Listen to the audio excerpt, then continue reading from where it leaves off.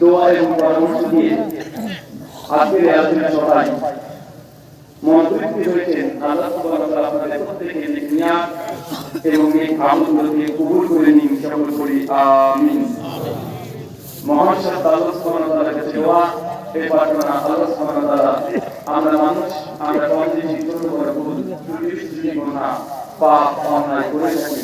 আজকের এই আলোচনা সভার ওসিলায় আমাদের পেছনের ছোট ছোট গুনাহগুলোকে তুমি ক্ষমা করে দাও, সকল করি আমিন আমিন। সম্মানিত সাথী, বাদ নাজির থেকে বিভিন্ন আলোচক তারা পবিত্র কোরআন কারীম এবং হাদিসের মুবারক তোমাদের প্রতিগুলো আপনাদের সামনে পেশ করেছেন।